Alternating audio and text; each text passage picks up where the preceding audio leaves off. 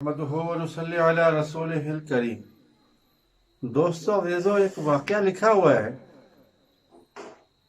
بڑا اہم واقعہ ہے، سبق آموز ہے کہ کس طریقے سے اللہ تعالیٰ نے والدین کی خدمت کرنے پر انعامات عطا فرمائے۔ جنہوں نے والدین کی خدمت نہ کی، صرف مال اور چیزوں پر اکتفا کیا، ان سے وہ شخص کتنا آگے نکل گیا جس نے اپنے والدین کی خدمت کو سر خم تسلیم کر لیا۔ تو میرے دوستوں، ایک علاقے میں بوڑھے ماں باپ تھے، ان کے 3 بیٹے تھے۔ ایک بیٹا جو چھوٹا تھا والدین کی خدمت کرتا تھا بڑے دل لگا کے، اور بڑا خوش تھا اس میں کہ میں والدین کی خدمت کر رہا ہوں، اللہ مجھ سے راضی ہو جائے، صوم و صلات کا بڑا پابند۔ لیکن 2 بھائی گھر سے تھوڑا دور رہتے تھے۔ اب والدین کی طبیعت ہو گئی خراب، بوڑھے تھے ہی، تو ان کی کچھ جائیداد بھی تھی، کچھ وراثت کی چیزیں تھی۔ تو بھائیوں کو بلایا، چھوٹے بھائی نے بھائیوں کو بلایا کہ بھائی آپ لوگ آئیے اور آ کر کے کچھ مشورہ کرنا ہے۔ وہ بھائی بھی آگے۔ تو چھوٹے بھائی نے کہا کہ دیکھو بھائی، صاف صاف بات ہے کہ ایک طرف تو والدین کی خدمت ہے، ایک طرف تو والدین کی خدمت ہے، اور ایک طرف ہے یہ وراثت کی چیز ہے۔ جو وراثت کی چیزیں لیں گے والدین کی خدمت ان کو نہیں ملے گی، اور جو والدین کی خدمت لے لے گا اس کو وراثت کی چیزیں نہیں ملی۔ اب آپ بتاؤ آپ لوگوں کو کیا چاہیے؟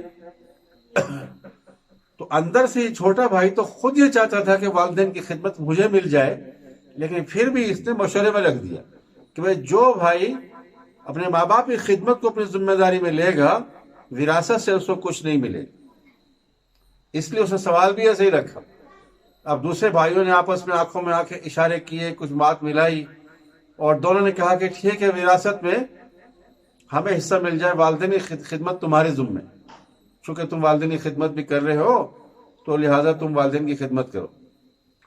جیسے ہم دیکھتے ہیں کہ آج کل ماں باپ کی کس کو فکر ہے، وراثت میں سے حصہ لیا اور خود کما رہے ہیں، کھا رہے ہیں، اپنے بیوی بچوں کی تو فکر ہے، لیکن والدین کا وقت کیسے گزر رہا ہے، ان کی خدمت کیسے کرنی ہے، ان کو کیا ضرورتیں ہیں، اس کی فکر شاذ و نادر کسی کو ہے۔ بلکہ بیٹا اگر بدیش چلا جائے تو والدین انتظار ہی کرتے رہتے ہیں کہ میرے بیٹے کا فون کب آئے گا، کب میری خیریت معلوم ہوگی بیٹے کو، یا میرا بیٹا کھانا کیسے کھا رہا ہے، رات کو سو کیسے رہا ہے، اور کون سی سخت محنت اور مزدوری کر رہا ہے۔ ماں باپ کو تو ہر وقت فکر رہتی ہے، اس لیے ہر وقت فون کے انتظار میں رہتے ہیں وہ۔ تو بیٹا، چھوٹا والا جو بیٹا تھا، بڑا خوش ہو گیا کہ ٹھیک ہے جی، وراثت میں سے آپ لوگ جو لینا لے لو، بانٹ لو، مجھے کچھ نہیں چاہیے، بس والدین کی خدمت مجھے مل گئی، یہ بہت بڑی بات ہوگی، بس یہ بہت بڑی بات ہوگی، میں والدین کی خدمت ہی کر کے خوش ہوں۔ اب بھائی تو وراثت لے کے چلے گئے، یہ چھوٹا بھائی والدین کی خدمت میں لگ گیا، اور ماشاءاللہ آخر تک خدمت کرتا رہا، یہاں تک کہ والدین کا انتقال ہو گیا۔ تو انتقال کے بعد ایک دن یہ سویا ہوا ہے، اور سوتے میں خواب میں کیا دیکھتا ہے کہ کوئی شخص کہہ رہا ہے کہ وہاں پر جو ہے 50 اشرفیاں رکھی ہوئی ہیں، فلاں درخت کے نیچے ایک سائڈ میں دبی ہوئی ہے، وہاں سے لے لو۔ تو یہ خواب میں ان سے پوچھا کہ کیا اس میں برکت ہے؟ تو خواب میں جو شخص کہہ رہا تھا اس نے کہا کہ نہیں، برکت نہیں ہے ان میں۔ کہا کہ مجھے پھر نہیں چاہیے۔ اب صبح کو اٹھ کر کے نماز وغیرہ کے بعد بیوی سے ذکر کیا کہ مجھے ایسے خواب نظر آیا۔ تو بیوی نے کہا آپ کو پتہ ہے کیسی ہماری حالت ہے، بچوں کی بھی ضرورتیں ہیں، اپنی بھی ضرورتیں ہیں، ہماری حیثیت کیا ہے، جا کے نکال لو۔ تو اس نے کہا نہیں اس میں برکت نہیں ہے، مجھے وہ چیز نہیں چاہیے۔ تو پھر دوسری رات کو سویا تو پھر کہا کہ 10 اشرفیاں ہیں، وہی شخص خواب میں آئے اللہ والے اور کہا 10 اشرفیاں وہاں ہیں، دبی ہوئی ہیں، نکال لو۔ پھر اس لڑکے نے پوچھا ماں کی خدمت کرنے والے نے، ماں باپ کی خدمت کرنے والے نے، کیا اس میں برکت ہے؟ تو خواب میں آنے والے شخص نے کہا کہ نہیں، برکت اس میں بھی نہیں۔ پھر کہا کہ نہیں، مجھے پھر وہ نہیں چاہیے۔ صبح کو بیوی سے تذکرہ کیا، بیوی تھوڑا چلانے لگی اور کہا کہ گھر کے حالات کیسے ہیں، اللہ کے بندے وہ 10 نکال لو، گھر کی ضرورتوں میں پورا کام آئیں گے۔ بیچاری وہ بھی پریشان تھی، کہا کہ نہیں، برکت نہیں ہے، مجھے وہ نہیں چاہیے۔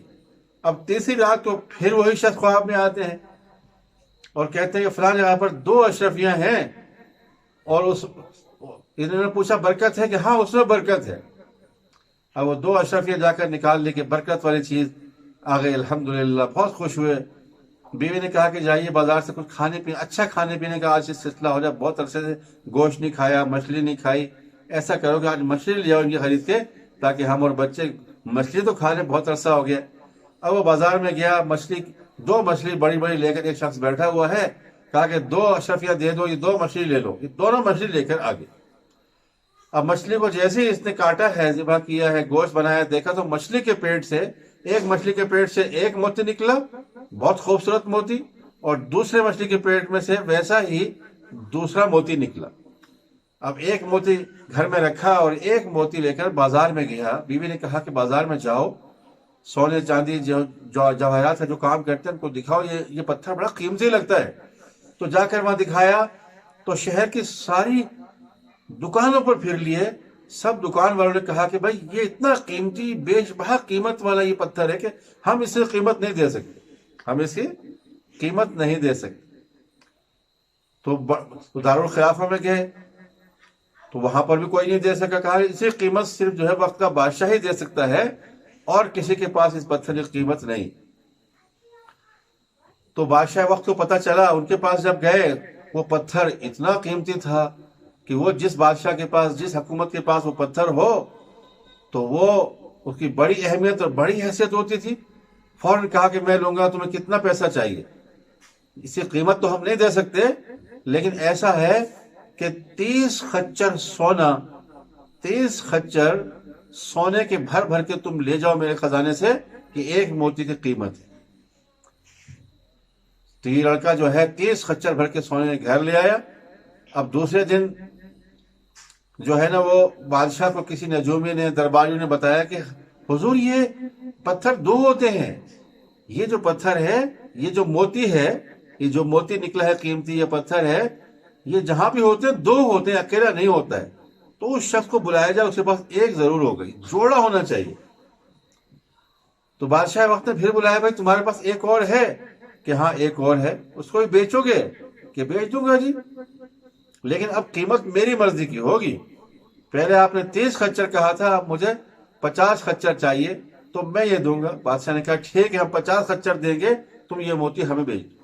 گویا دوسرا 50 خچر میں سونے کے بھر بھر کے نکالے لے گیا، اور جو ہے وہ موتی بادشاہ کے حوالے کر دی۔